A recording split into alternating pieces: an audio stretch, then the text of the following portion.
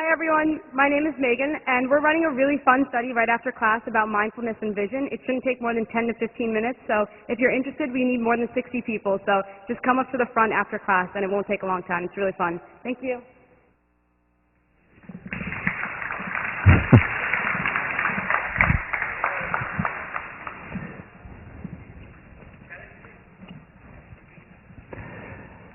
Now there's a story about Gertrude Stein, and she was taking a philosophy class with William James right here in the yard, and they had their final exam, and it was a spring semester course, and she comes into the exam, and it's a day like today, and the exam is about metaphysics and the meaning of life. So she opens the exam and writes, "Today is too beautiful a day to take an exam," and she walks out. And as legend has it, of course, she gets a straight A in William James's class.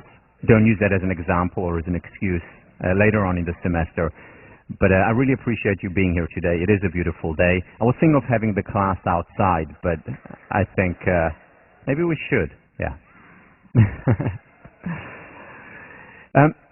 What we're going to do today is finish up on relationships. We have just a little to go, and then start with our final topic for the course, which is self-esteem. So let me just recap what we did when we discussed relationships. So we talked about how do we, given our natures, how do we sustain lasting love, lasting passion, when it seems, on a physiological level at least, that our natures are not attuned to that approach. And we talked about, when studying the best relationships, the tip of the stem, 4 characteristics based on the work of David Schnark and John Gottman. The first one is relationship is hard work. It's an illusion to think that the most important thing is finding the right relationship. It is more important to cultivate that one chosen relationship. And just like we would not thrive, succeed at work if we said, well, I just found my dream job, and then put our legs up and relax, similarly, we would not thrive in a relationship if we have the finding mindset. We just need to find it, and then we'll live happily ever after. As we talked about, movies end where love begins. The second component of a healthy, lasting, and passionate relationship, related to the first one, is the notion of being known rather than being validated. Expressing rather than impressing. Being open, revealing our weaknesses as well as our strengths, our desires, our passions, our fears and insecurities. And relationships that do that, or partners that do that within a relationship, over time attain higher and higher levels of intimacy, happiness, and they thrive, and they maintain their passion. That's the second component. The third component of a healthy relationship is that there are conflicts there. It is an illusion to believe that the ideal relationship is one that is conflict-free. That doesn't exist unless both partners are suppressing serious issues. So there are conflicts in relationship. The challenge is to have more positivity than negativity, of course, in the relationship, and also to learn how to be in the midst of disagreement, how to have conflict. And finally, the fourth point that we talked about was positive perception. Being a benefit finder, and more than that, being a benefit creator. I want to just go back quickly and elaborate on something that I didn't last time about the conflict, or conflicts within a relationship. I think the most important article that I read about relationships in general was the article on friendship by Ralph Waldo Emerson, published in 1841. And what Emerson writes about is his ideal friend. Let me quote him. He says, "In a friend, what I'm looking for is not a mush of concessions, a person who will agree with everything that I say. Rather, what I'm looking for is a beautiful enemy, a person who will challenge me, who will push me, who will help me in my apprenticeship to the truth. A beautiful enemy. What a beautiful phrase. A conflict-free relationship is where there are no beautiful enemies. A beautiful enemy is a person who loves us, who cares about us enough to challenge us, enough to disagree. And ask yourself, what kind of friend, what kind of romantic partner would you like? A yes man or woman? Or a person who will be honest, who will have high levels of integrity? What is the ideal friend? What is the ideal partner?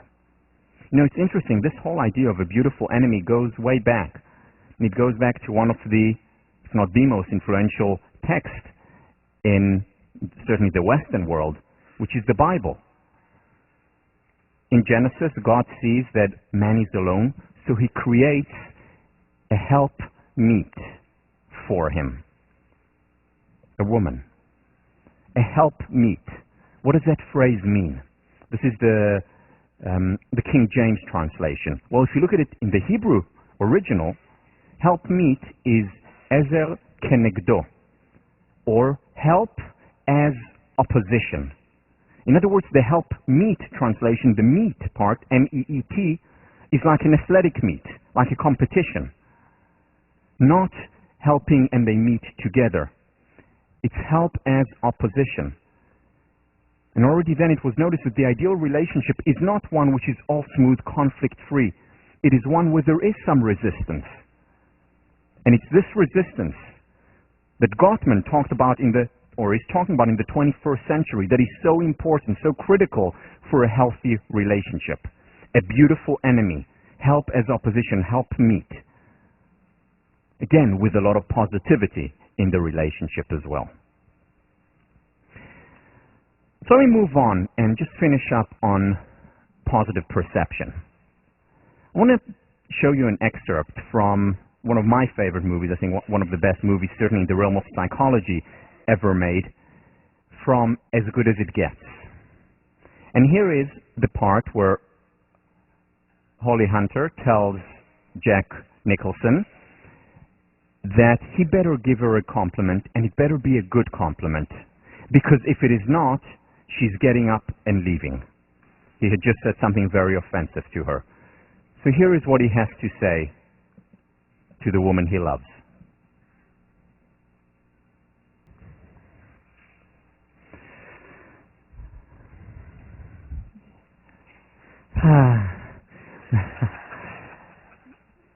This is the essence of benefit creating. You make me want to be a better man, a better woman, a better person. You make me want to do the dishes as well. What do we do then? How do we get a relationship or partners in a relationship to focus on the positive, to focus on the benefit, to focus on creating more good there? Well, we're going back to the very first lesson, very first class, and that is the importance of questions. Remember, questions begin a quest. When we ask a certain question, we see certain things that we didn't see before. When we ask a certain question, we're also avoiding or not seeing part of reality. Remember the geometric shapes. It's all you saw. You didn't see colors. You didn't see children on the bus. Most of you did not see the clock. And very often in relationships, the questions that we ask after the honeymoon is, what's wrong? What happened? Or what can be improved? And again, these are important questions with very good intentions, but we just avoid or don't see an important part of reality. So the questions that we need to ask are also the positive questions that will allow us to see the children on the bus. What am I grateful for in my partner?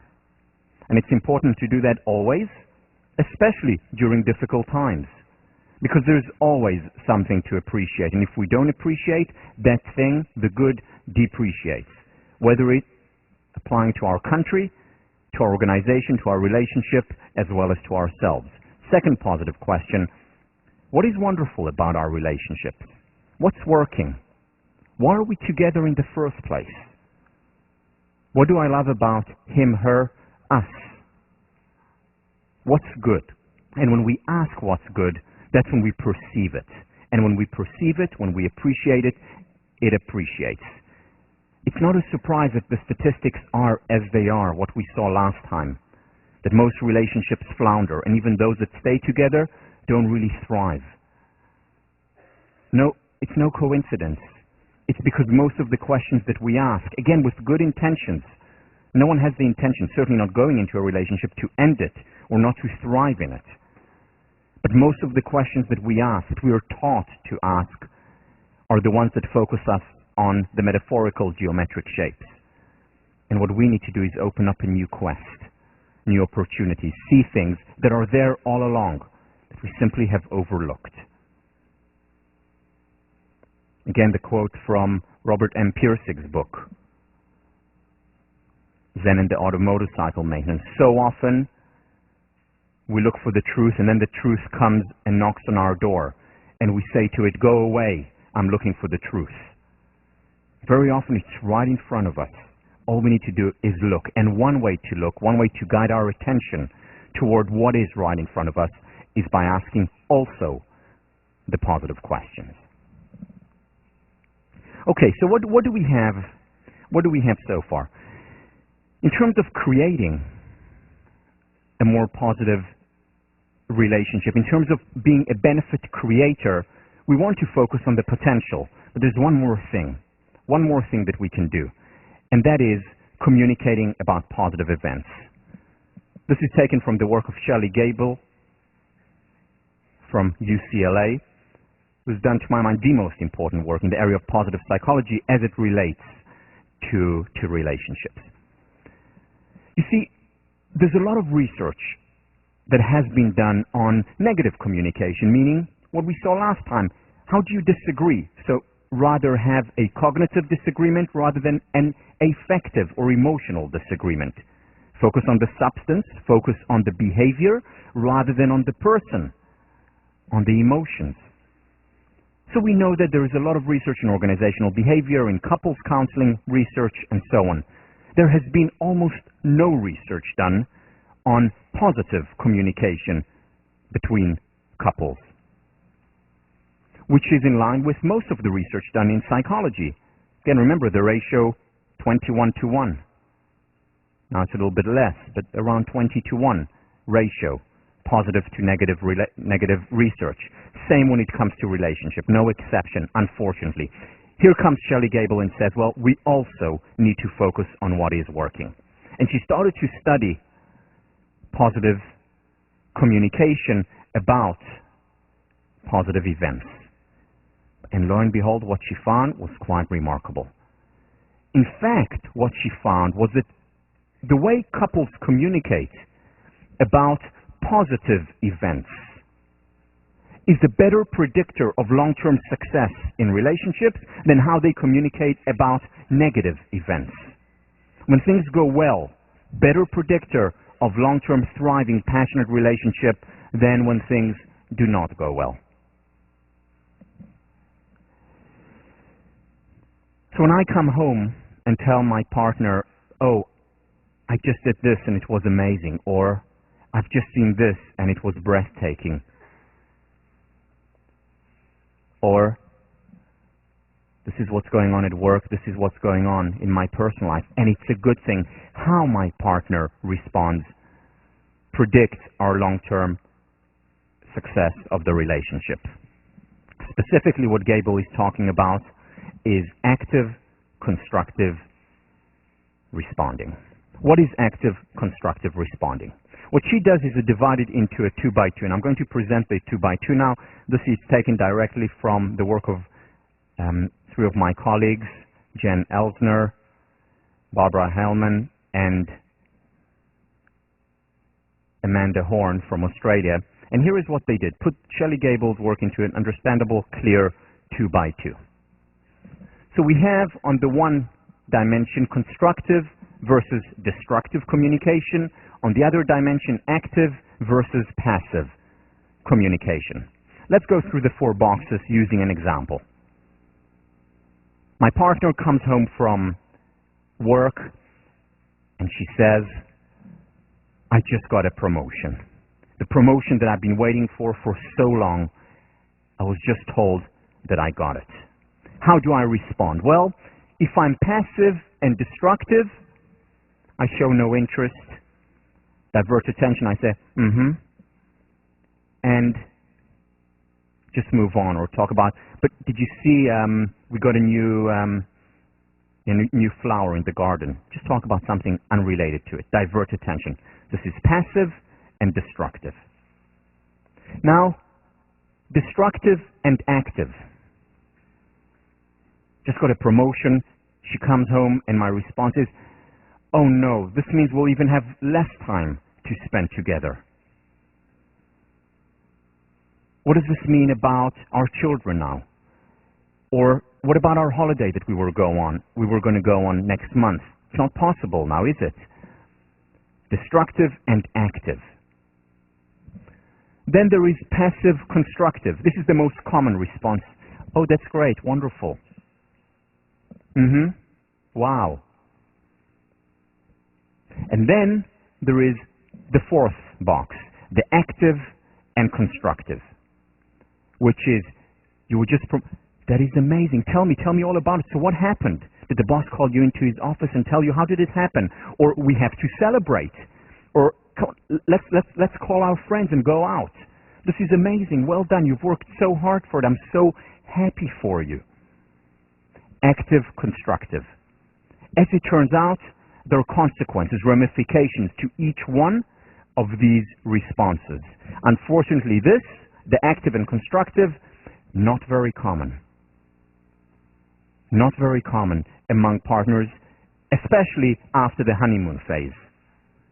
So when initially the physiological, the novelty, excitement is there, that happens more often. But after a while, this goes away, and with it, as Shelley Gables has shown, the success of the relationship in the long term. Now, the thing about active constructive responding is that it applies to numerous areas in our lives, not just to romantic relationships. How I communicate with my roommates, how I communicate with my family, parents, children. As a therapist, how I communicate with my clients. Because again, most of what psychology has been about is for the therapist to sit there and to be passive constructive. To smile, wonderful, and then what happened? As opposed to active constructive, and there are consequences. It doesn't mean it's the right approach in every relationship every time, because there are a few constraints here. For example, it has to be win-win events. Let's say my partner comes from work and says, Tal, you won't believe it. I just made the most amazing love with my colleague. He was unbelievable. In fact, I'd never felt this way before. Now, active constructive, do tell more, and what happened then? Very difficult to be actively constructive in this situation for most people, present company included. Very difficult.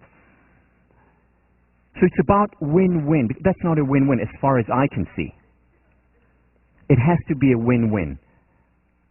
In other words, something that both of us, or the relationship, will benefit from, or at the very least, that the other person is not hurt by it. It has to be genuine. It cannot be fake. Because that comes through, especially once the partner knows you. Over time, it just doesn't work. It has to be genuine, meaning we have to get into the role of our partner, identify with, empathize with, be one with, so that we can genuinely respond to it. And if we do genuinely respond to it, and if it is a win-win event, that's when it generates upward spiral on a few levels. First of all, remember, usually when a positive event happens, what happens? There is a spike up and then effective forecasting, Gilbert's work shows, goes back down again. What effective constructive responding does, which is, okay, tell me more. So how was it? Let's celebrate. Give me more details. I want to know. I'm interested. What it does to that spike is prolong it. It actually keeps it going for much longer than it would have had it just been a positive event and then back to base level. Because we know no matter what promotion we get at work, initially it feels great. No matter what raise, initially it feels wonderful, and then it goes back down again to base level. Active constructive responding actually elongates that that improvement in well-being. So that's one spiral that it creates, feeling better. The second spiral is an interpersonal spiral, meaning a person who actively constructively responds genuinely enters the same upward spiral. Meaning people who do that genuinely become happier as a result of it because they experience the event. And they themselves benefit and become happier. Again, a win-win potentially. And finally, it also does what positive psychology as a whole does, which is build positive capacity. Remember, positive psychology takes us not just from the zero to the positive, it also helps us better deal with the negative to the zero. Partners who actively, constructively respond to one another are building capacity for hard times. In fact, one of the most interesting researches that were done a long time ago was that couples where things went well, where that language wasn't used, but essentially where they actively, constructively responded to one another and supported one another back in the 1920s.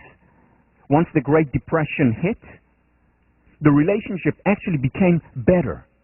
Whereas partners who didn't have it good before, the relationship very often dissolved, became worse. In other words, when they built the capacity, it helped them also deal with hard times, such as 1929 and the 1930s.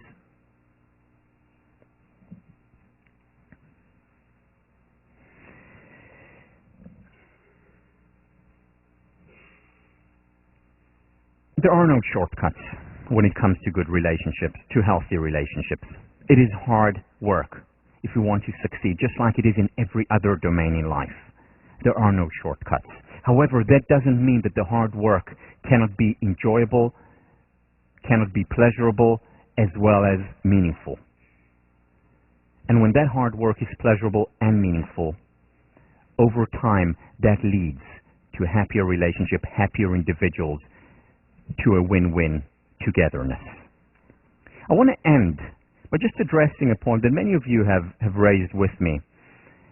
And that is, should we even talk about relationships in the context of the pursuit of happiness? And the answer for most people is yes, with some discomfort. Yes, because it's the number one generator of the ultimate currency. Some discomfort because pursuing happiness is, by its nature, selfish. I mean, after all, when I'm thinking about my happiness, I'm thinking, by definition, about the self. And shouldn't a relationship be about the opposite of selfishness? In other words, about altruism. So let me say just a few words about this.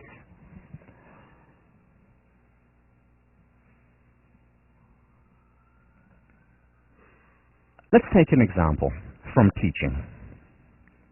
Imagine this. Imagine that I actually don't like teaching. I don't like to teach. I don't like coming here on Tuesdays and Thursdays. And in fact, it's very painful for me. However, I have a deep sense of duty because of my upbringing, because of the philosophies that I read. I have a deep sense of duty to other people. And I know that positive psychology is or has some important messages to give people, and therefore I teach it. Not because I like it, but because I think it can potentially help other people. And I wake up on Tuesdays and Thursday mornings and I dread going to class. The hour and a half seems like eternity to me. The last thing in the world I want to do is teach, but I'm driven by my sense of duty because I'm an altruist. I'm sacrificing myself for what I think is a greater good. Now think of the alternative. Imagine this teacher, and then imagine the alternative. And the alternative is me. I love teaching. There is nowhere else I would rather be right now than here. I love positive psychology. I can't wait to get into my computer and write the lectures. I can't wait to prepare the PowerPoints and work hard on Google Image to do so. I can hardly wait to interact with you. I love being here every Tuesday and Thursday. It is my passion. It is my calling. It is both pleasurable and meaningful to me to spend time with you. And now I ask you, which teacher would you rather have? The teacher who is here out of a sense of duty, for altruistic reasons, or the person who is here for selfish reasons, because he would rather be here more than any other place. I also ask you, which teacher do you think would be a better teacher? And now I ask you, which partner would you rather have? A partner who is with you just because they feel like, well, that person really needs me, or I feel sorry for the person. I don't really like that person, but I'm there just to be there for them, because out of a sense of duty. Or would you rather have a person who is with you because you're the most important person in their lives, because they care about so much that the I becomes a we. They care about you as much as they care about themselves. They include you in their circle of the self. Which relationship do you think will thrive more? Now, that does not mean that there is no sacrifice in relationships. That does not mean that if my partner is unwell or needs my help, I will not go out of my way, even if it means giving up some things that I really, really want to do at that point. Of course, in healthy relationships, when the I becomes the we, sacrifice exists, and there is healthy sacrifice. But it's not a relationship that is based fundamentally on a sense of duty or altruistic negation of the self. As Nathaniel Branden says, the more independent we are, the more interdependent we can become. That's when the I becomes a we. Again, this is something which goes against much of our teachings. It's not always easy to accept. But again, this class, much more than it is about positive psychology, is about reality psychology. And ask yourself, what partner would you rather be? What partner would you rather have? What teacher would you rather have? Completely analogous.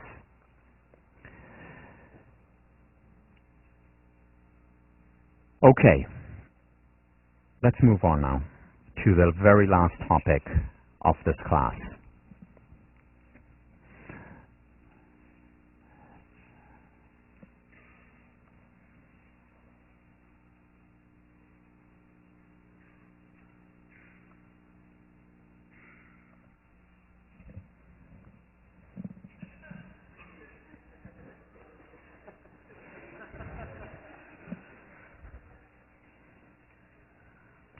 As I've said many times, I never procrastinate. I just use Google Image. I started to think explicitly about the topic of self-esteem when I was a senior as an undergraduate here. I started to think about it when I noticed another phenomenon. So that was after I'd switched into philosophy and psychology. I was very happy in my concentration. I was very happy in playing on the squash team. Harvard was going great for me. But then I started to notice something that was unclear, it didn't make sense to me. And that was the fact that I had low self-esteem. Or so it seemed at least. And it didn't make sense to me.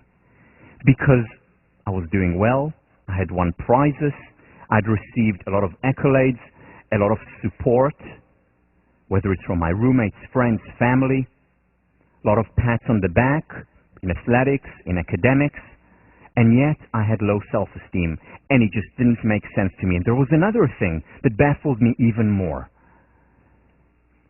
It was as if, on some level, I was punished by success. What do I mean by that? Every time when I would succeed, or when I did get praise, my self-esteem would increase, would improve. But then, very quickly afterwards, it went down back to its base level and even lower. And in order to raise it back up again, I needed even more praise, even more accolades than I needed before. And the metaphor that kept on coming to mind was Sisyphus pushing a rock up a mountain. I would push that rock up the mountain, struggle, till the next victory came. And the next victory came, and I got the praise, I got the accolades, I got the prize. And my self-esteem was high. I was on top of the mountain. And then this rock would be rolled down again. And I would have to run down and start pushing it up again, only this time the hill was even steeper. And I would have to struggle even more. And I would get up there again, and then it rolled back down. Now it wasn't enough to have the accolade, the praise, the amount, the quality, and the quantity that I had before. I needed even more just to get onto the same mountain, even steeper, even more difficult, and it didn't make sense to me. And then I took a class. Senior year ended up being one of my favorite classes for various reasons which I will not go into now. Fairy tales. I took fairy tales and we read Rousseau's Emile, and Maria Tatar talked about wonderful theories, and it clicked. I ended up writing my senior thesis, my final paper for that class on self-esteem, and that eventually became my dissertation. That's what I actually wrote my PhD on, this topic. So what I want to do today is share with you some of the insights that I got in fairy tales, as well as other thinkers who have been thinking about this topic of self-esteem, because it is important. It is not for nothing that I end the course with the topic of self-esteem, because it is at the foundation, at the core of so many of the other things that we discussed, whether it's healthy relationships, whether it's happiness in general, whether it's benefit finding or benefit creating, whether it's being known rather than validated. Self-esteem encompasses so many of these ideas. So here is what we're going to do. First of all, we're going to talk about why it is important. A lot of misunderstanding about what self-esteem is and is not. We're going to talk about some theories that can apply to our lives. Then we'll elaborate on the paradox that I just talked about, that sometimes success actually leads to lower levels of self-esteem. And why does that happen? We'll explain that. And then I'll introduce essentially my dissertation on self-esteem, where I divided the one construct into three distinct components, which are dependent self-esteem, self-esteem that is generated by others, praise, approval; independent self-esteem, self-esteem that comes from within, self-esteem that is not contingent on what other people say, self-generated; and finally, unconditional self-esteem, or a state of being where we simply and naturally exist. So I'll talk about these three levels and how we can cultivate independent as well as unconditional self-esteem. And finally, we'll end next time by talking about how we can enhance our levels of self-esteem. Now, many people, when they listen to a lecture on self-esteem, go into evaluation mode and say, okay, so do I have high self-esteem? I meaning you. Or is my self-esteem higher than the person sitting next to me, or my partner or friend? And the answer to this question is, you can't really know. I mean, we can't measure self-esteem, quote-unquote, objectively. We don't really know where it is in the brain yet. We may be able to 10 years from now or 20 years from now. But that's not an important question. Just like, am I happy or not, is not an important question. In fact, a misleading question. The question, rather, remember, is how can I become happier? The same with self-esteem. The question is not do I have high or low self-esteem, but rather how can I enhance my self-esteem? Because as I'll argue shortly, there cannot be too much self-esteem. But sometimes people associate with too much self-esteem, which is arrogance and conceit and narcissism, is not self-esteem. In fact, it's the exact opposite. It's lack thereof. So having a stronger sense of self is a good thing. And the question is, how can I enhance it? Today my self-esteem is higher than it was when I started thinking about it 15 years ago, and hopefully 15 years or 5 years from now it will be higher than it is today. It is a lifelong process, and we'll talk about how that lifelong process unfolds and what we can do to expedite it, to intensify it. So first of all, definition of self-esteem. There are numerous definitions. Let me read you just a few from the main thinkers in the area. So Albert Bandura, Stanford professor, explains gauging self-esteem, quote, in terms of how people evaluate themselves. Those who express the sense of unworthiness are said to have low self-esteem, whereas persons who express self-pride are said to hold themselves in high esteem. Another well-known thinker in the area, Germain, defines self-esteem as the judgment and feelings about the self. Very simply, the judgment and feelings about the self. Cooper Smith, one of the most important thinkers in the area, self-esteem is an evaluation which an individual makes and customarily maintains with regard to himself. It expresses an attitude of approval or disapproval and indicates the extent to which the individual believes himself to be capable, significant, successful, and worthy.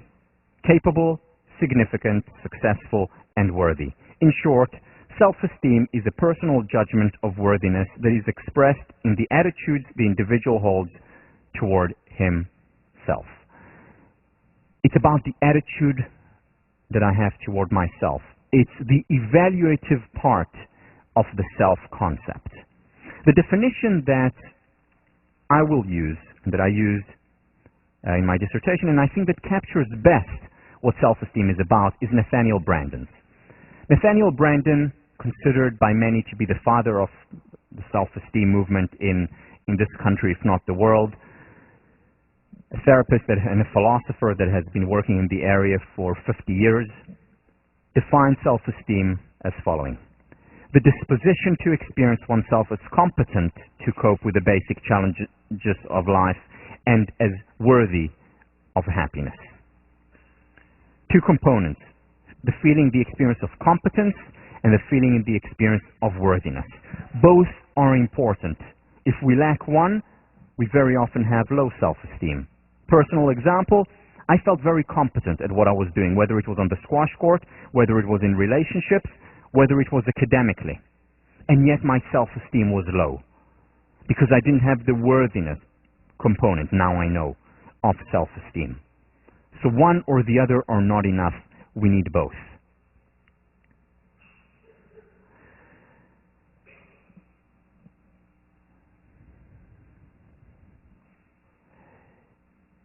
Nathaniel Branden continues, of all the judgments we pass in our lives, none is as important as the one we pass on ourselves. Why? Because we're constantly with ourselves. It affects every area of our lives, when we're alone, when we're with others, when we're at work, when we're working by ourselves, when we're in a team.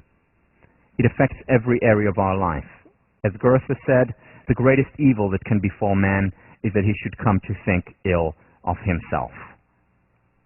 So high self-esteem is important, or self-esteem, a sense of self, is important.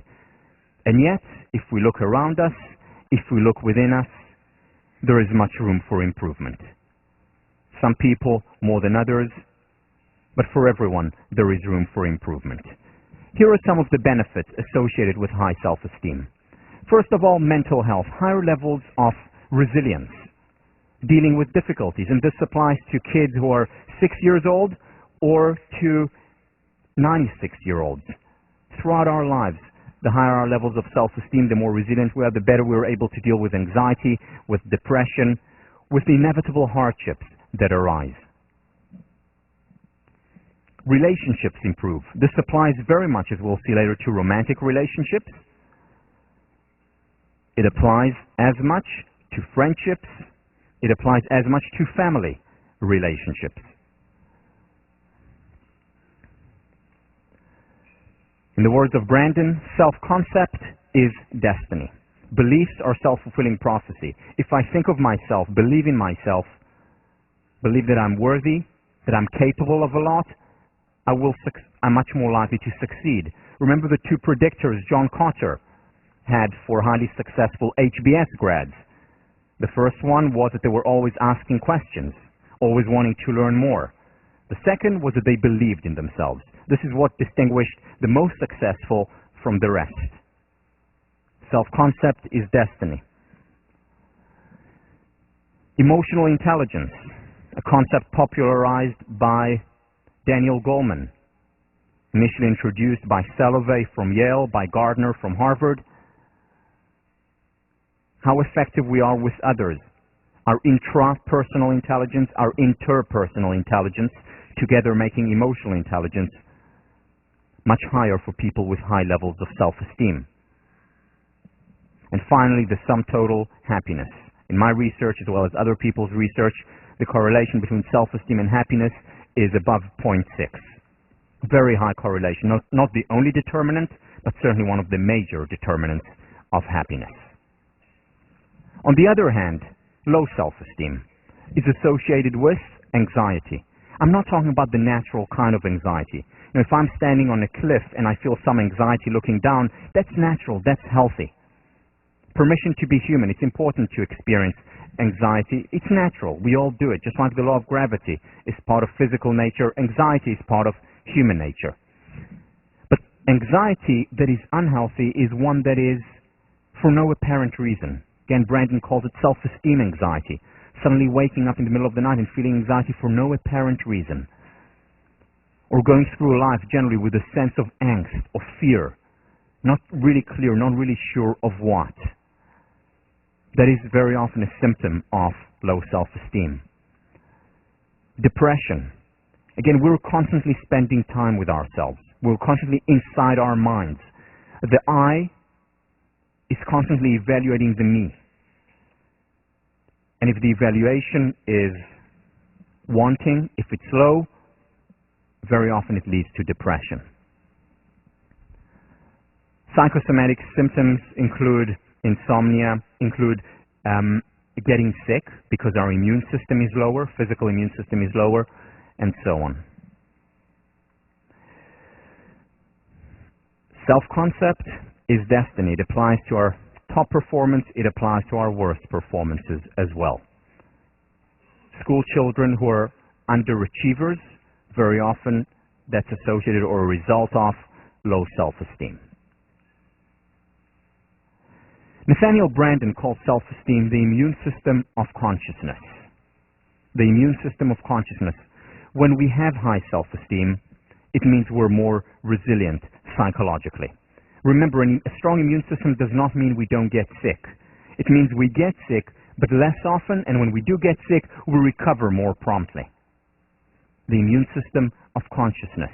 It means that sickness is the exception, well-being is the rule.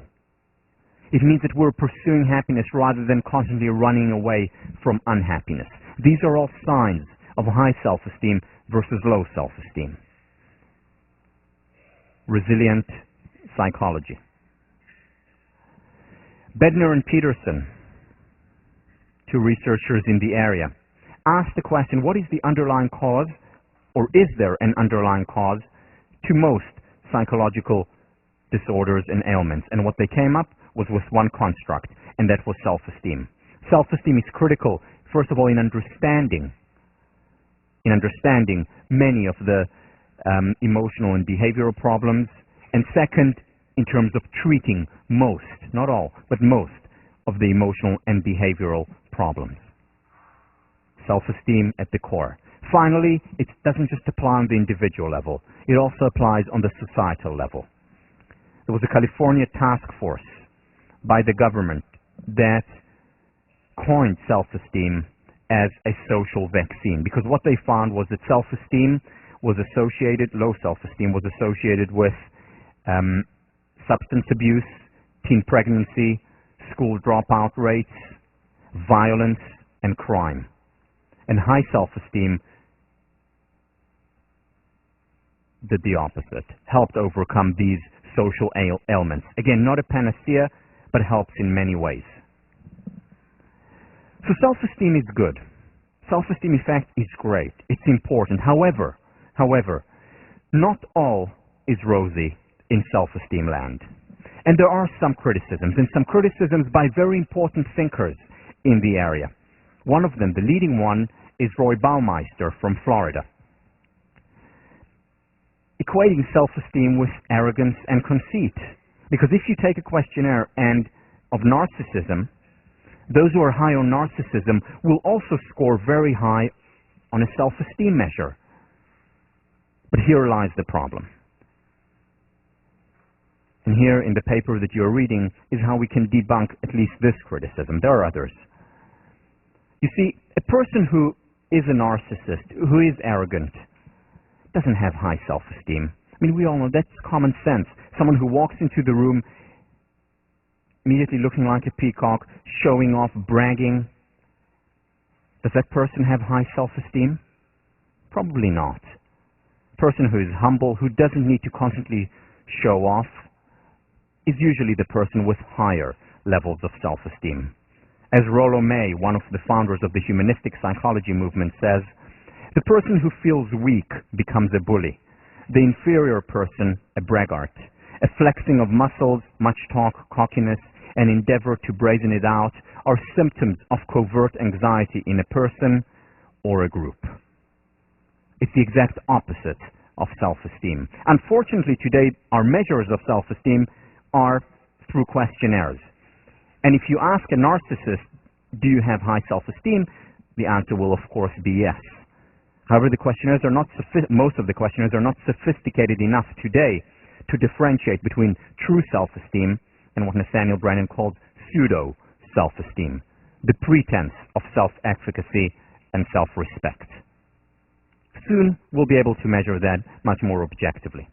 So that's for narcissism, but there are other criticisms, and that is that self-esteem, high self-esteem, leads to unrealistic evaluation, and that ultimately hurts people. Let me read you something from Times Magazine, a report about a certain test that was given to kids, 13-year-olds, in different countries around the world. A standardized math test was given to 13-year-olds in 6 countries last year. Koreans did the best, Americans did the worst, coming behind Spain, Ireland, and Canada. Now the bad news.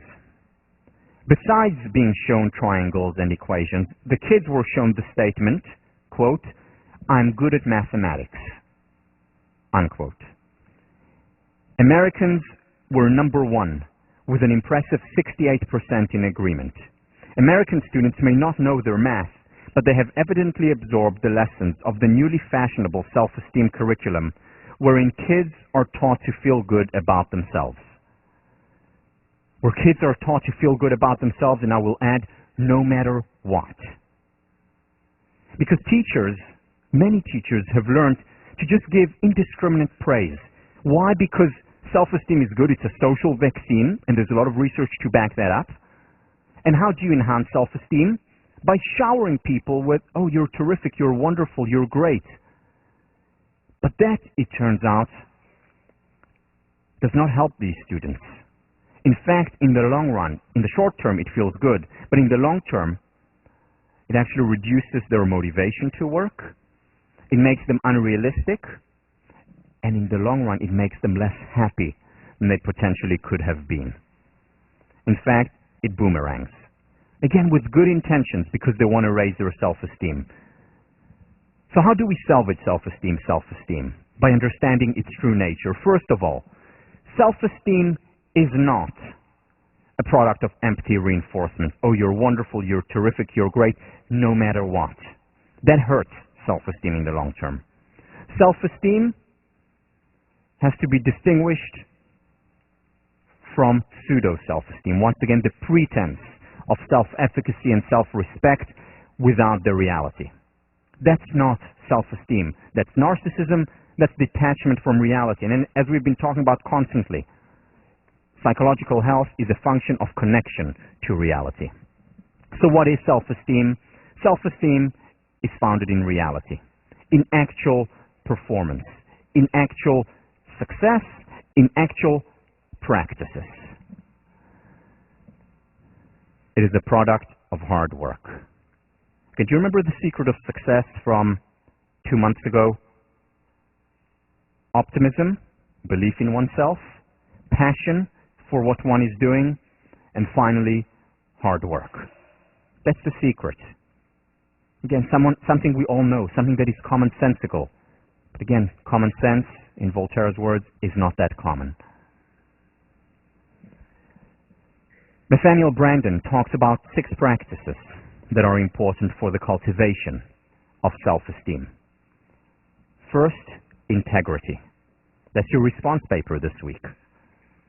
To raise levels of awareness about integrity. And integrity means a match between what we say and what we do. The little things and the big things. Whether it's, I'll be there at 5 minutes after 5, being there at 5 minutes after 5. Saying that I'm going to work out this week and actually doing it.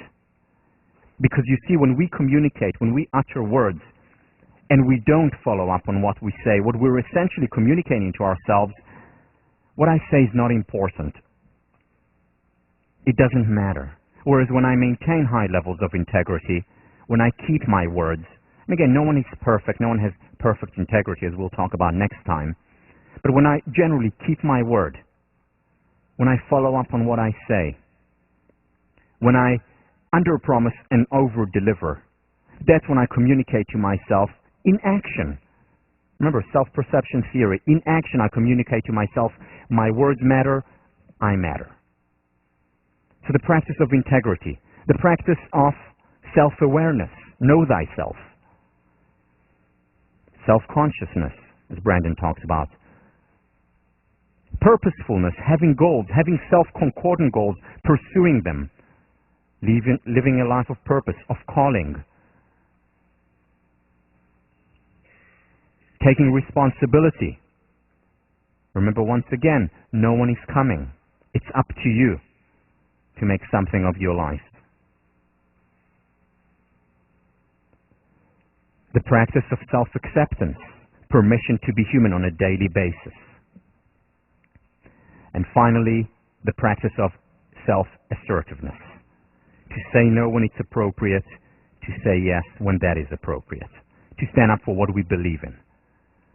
These are the practices that over time cultivate self-esteem. And they're also a product of self-esteem. As we'll see next time, it's a potential self-reinforcing loop. So this is what self-esteem is. But there are more problems. There are more problems in self-esteem land. Here is another important criticism. You see, a lot of research shows that people with high self-esteem are more generous and more benevolent toward others. They're generally good. They're nice. A lot of research shows that. So that's wonderful, terrific. However, there is also a lot of research that shows the exact opposite. That people with high self-esteem display antisocial behavior, whether it's toward people they don't know, especially toward people close to them. It's been associated with aggressive and uncooperative behavior. Levels of hostility associated with high self-esteem in some studies. There are contradictory evidence. Doesn't make sense. What's going on in self-esteem land? Hasn't been resolved until recently. Another criticism of self-esteem is what I mentioned, the paradox of self-esteem. You see, the praise that I received as a senior here, or as a student here in general, was praise that was based on reality. You know, I did well in squash, I got praise for that. I did well academically, I got praise for that. So it was real, it was grounded in reality, and yet I still felt like I had low self-esteem. In fact, the more praise I got, in many ways I felt that the rock became heavier and the mountain steeper. And that is not explained by traditional self-esteem research. Bednar and Pedersen talk about this paradox, and they give examples in their book, and this is the first place where I found someone talking about something that I'd experienced for many years. They talk about the paradox where very often success is associated with low levels of self-esteem. So let me read to you an account of a client that they had. They're a therapist who has been very successful. And here he is writing in his journal. For the past several years, I felt that my life was meaningless. This was an ironic state of affairs, considering all that I'd accomplished. Friends and relatives were always lauding me for my good looks and intelligence. I was the first person on either side of my family to graduate from college, doing so with honors. I had a good job with an important accounting firm. I had plenty of dates. By all outward appearances, my life was very fulfilling. Yet I was miserable and felt increasingly depressed. 6 months of psychotherapy had helped me to catch an occasional glimpse of the underlying cause of my unhappiness. It always seemed to involve low self-esteem or my disapproval of myself. Somehow, it seemed like I really did have a low opinion of myself. But I found that idea confusing because of all the success in my life. Bednar and Pedersen talk about or introduce there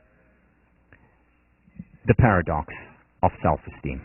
That's what they call it. Self-esteem is not associated with success. It's not associated with social status,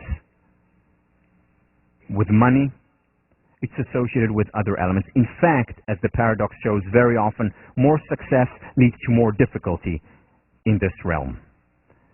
It was this difficulty that I wanted to explore and explored in my research.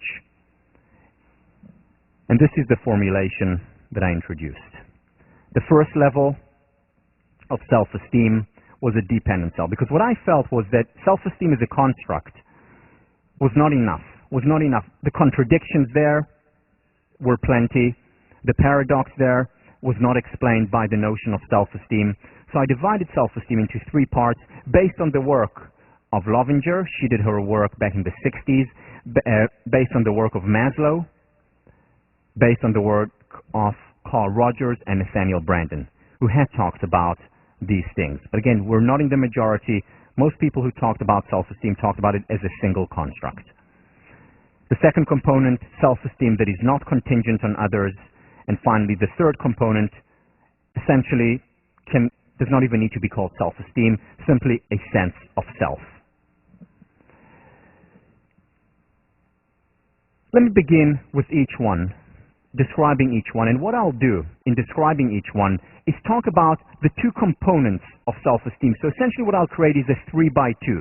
The 3 types of self-esteem, each one how it relates to worthiness, to self-respect, and how it relates to competence, the 2 components of Nathaniel Branden's work.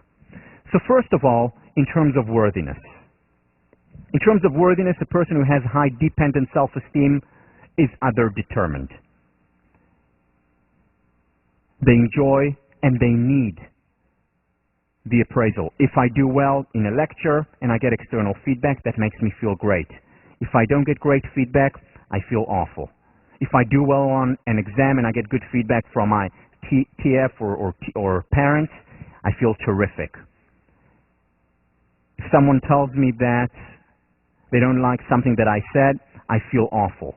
My life is constantly affected by what other people think or say, or what I think that they think, or what I think that they mean. Constant evaluation. What do other people think of me? Like a looking glass, looking at other people as it reflects on me, and taking their evaluation as the sense of self that I have. People who have high dependent self-esteem are primarily, not only, but primarily motivated by what other people think and say. I will choose a job that will yield the most prestige, the highest social status, that will yield the most accolades and praise.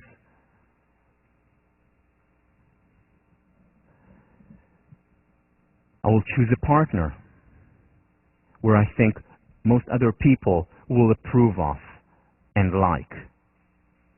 Again, the sense of self contingent on other people. The important decisions are made based on other people's approval or disapproval. Second, sense of competence. The second component of self-esteem, according to Brandon, comes through other comparison. How am I doing relative to other people? If I do better than others on a test, I feel great. If others do better than I do, no matter how objectively good or bad it is, what matters is how I'm doing relative to others. William James captured this. He said, I, who have staked my all in psychology, am mortified when others know more psychology than I, compared to other people. In fact, most psychologists have talked about self-esteem as dependent self-esteem. The work of Cooley, talking about the looking glass metaphor. The work of Mead back in 1934, talking about dependent self-esteem. How we evaluate ourselves depends on what others say or think, or what we perceive they think or say about us. Most of the thinkers have talked about it. This is best captured, and this is where I thought about it for the first time, in fairy tales. This is best captured by the evil queen. Mirror, mirror on the wall, who is the fairest of them all? And as long as the mirror says, you, my queen, are the fairest of them all, she feels great. As soon as there is one person who is more fair than thee, immediately she's mortified. The two components of self-esteem here.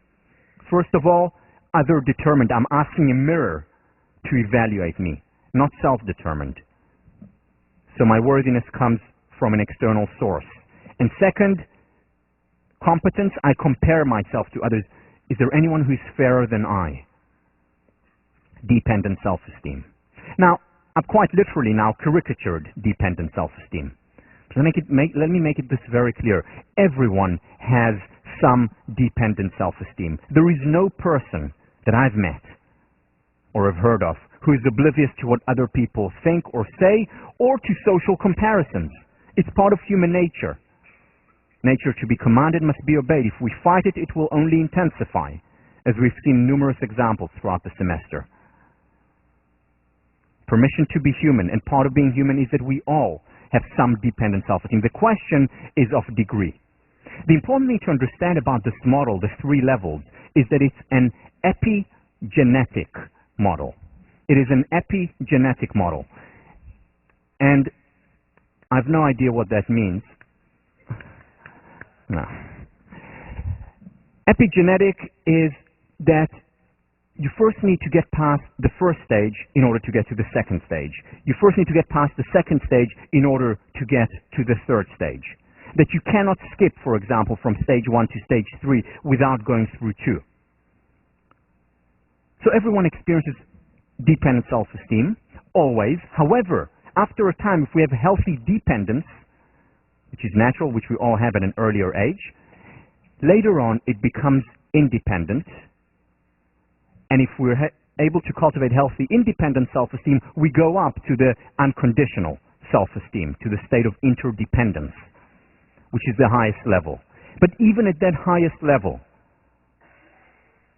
we still have remnants, and we'll always have elements of the dependent as well as the independent sense of self. When I started doing my research, initially, I depicted independent versus dependent, I hadn't thought of unconditional at the time, as independent good, dependent bad. And I tried to get rid of the dependent self. And what happened, it just simply intensified. It simply got stronger. And I became even more dependent. Whereas as soon as I started to accept it, remember, I talked about it, permission to be human. As soon as I accepted it as part of human nature, it actually lost much of its power over me. Still there, as it is for everyone. But the question is of a degree. The second level, self-esteem, independent self-esteem. As its name suggests, that self-esteem that's not contingent on other people. So in terms of worthiness, I evaluate myself according to my own standards. I'm self-determined. I determine how good a book that I wrote is. Ultimately, the ultimate arbiter. I do take into consideration and listen to what other people are saying, but at the end of the day, I'm the one who decides. Competence, not comparison to others, but comparison to oneself. Have I improved? Am I a better writer today than I was in the past? Do I know more math today than I knew at the beginning of the semester? Am I able to apply more things from positive psychology than I applied initially? Not compared to my roommate who's applying so much more or so much less, but mostly focused on the self.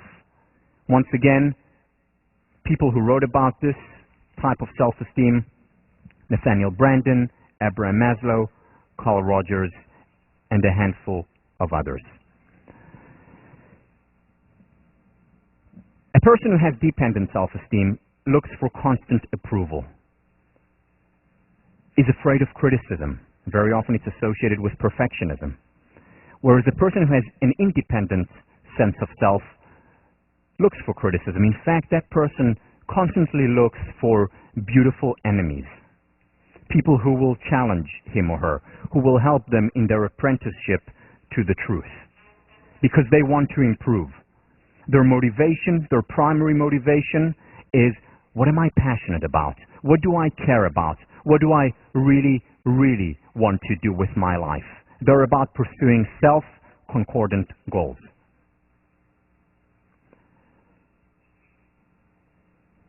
A friend of mine, Mike Moldavano, philosopher, writes about dependent self-esteem.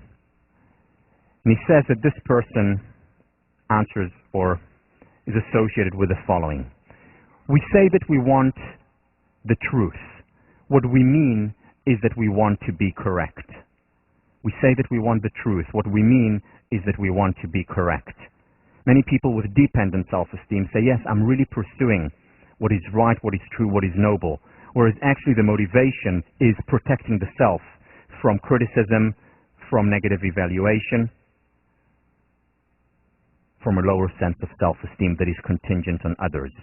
And once again, in contrast to saying we want the truth, meaning we want to be correct, we have the person with independent self-esteem who wants beautiful enemies, who really is an apprentice to the truth. To summarize, initially the first 2 by 2, dependent self-esteem, worthiness determined by others. I do things for accolades, for praise primarily. And competence, how well am I doing relative to other people? Am I better or worse than them? And that determines my self-esteem. In terms of my worthiness, in terms of independent self-esteem, I compare myself to myself. Have I improved? Am I getting better? Am I learning? And my worthiness is determined by my own evaluation. Third level, unconditional self-esteem. In many ways, this is not even self-esteem because there is no esteeming involved here. The first component, worthiness, not contingent. It's not contingent on other people's evaluations. It's not even contingent on my evaluation. I'm confident enough not to be engaged in evaluations. In terms of competence, it's interdependent. I don't compare myself to how well I'm doing relative to others, nor even to how well I'm doing relative to myself. I'm in a state of being, interdependence with others, fully comfortable in my own skin. For example, a person writing a book who has high dependent self-esteem is primarily motivated by the accolades, by the praise that he or she will get. A person who has high dependent and also by how well that book is doing relative to other books. A person with independent self-esteem writes a book and derives pleasure and satisfaction from writing better than he or she did in the past, from improving, as well as from self-evaluation of the book. This is good. A person who has unconditional self-esteem simply writes a book. Why? Because he or she wants, if they have a good idea, a good book to be out there. They derive as much satisfaction, as much pleasure when they see another person's book who is good. They're interdependent. They see themselves as one with others. Once again, everyone has some components of dependence, some components of independence, and some component of unconditional self-esteem. The question is of degree. The model is epigenetic. It takes a lifetime very often to cultivate more and more of the unconditional self. Now, one of the criticisms that I face and other writers who have written about unconditional self-esteem is that to be at this stage of where I don't really care or don't care that much about whether I get criticism or evaluation is that one becomes detached from others, that one does not care.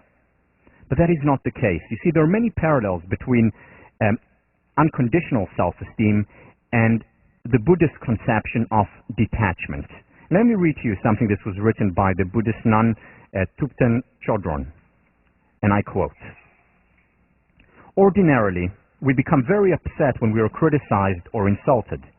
We're angry when our possessions are stolen. We're jealous if someone else gets the promotion we wanted.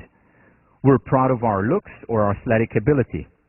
By contrast, when we reach the state of detachment, our mind becomes clearer and more capable of enjoying things for what they are. We live more in the present, appreciating things as they are now, without fantasies about what they are or will be. We become less ego-sensitive to every action other people do in relation to us." Now, at the same time, detachment or unconditional self-esteem, which is the parallel that I'm drawing, does not mean being indifferent or rejecting other people's feelings. She continues, "On the contrary, when we're not attached, our relationships with others are harmonious, and in fact, we care more about them. We become more compassionate, more empathic toward others."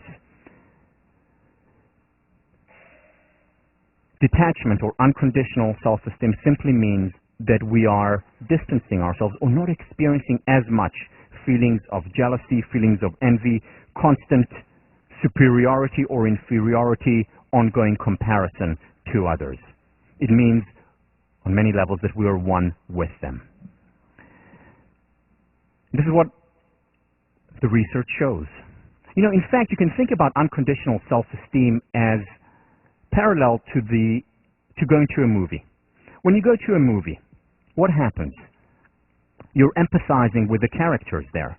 When they go through a hard time, you experience a hard time viscerally. When they thrive and succeed, you thrive and succeed. You're one with them. Why? Because your ego is not threatened. You're not threatened by their success. Their good looks are not threatening to you. Their successes are not a threat to you. Why? Because it's just a movie. Now imagine if we could have these emotions, feeling with as opposed to against.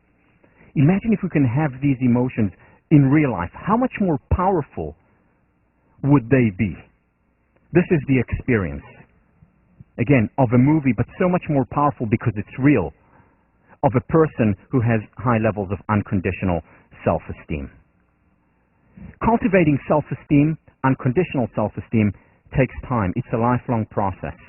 In many ways, it's parallel to learning how to walk. What happens when we learn how to walk? Initially, we can't. After a while, we're able to get up, but we need some help. We're dependent on a chair, on our parent to hold us, dependent on other people. Next level, after a while, is independent. We're able to walk by ourselves. But we walk still by thinking about picking up this foot, and we're precarious, we're uncertain, but we're independent. Later on, we simply and naturally walk. We don't need to think about it constantly. When it comes to a sense of self, initially there is no sense of self when we're born. After a while, the sense of self is dependent on other people, other people's evaluation. Then, after a while, we become independent of what other people say, or we try to assert our independence, but we're constantly evaluating ourselves, constantly comparing ourselves. And then finally, after a while, when we cultivate this strong sense of independence, we simply and naturally exist. That is, if nature is allowed to take its course, and that takes time. David Schnarch talks about the average person at the age of 50 becoming known rather than validated, strong unconditional self-esteem. Maslow talks about the self-actualized person at the age of 45 or 50. That's unconditional self-esteem. It takes time. It's epigenetic.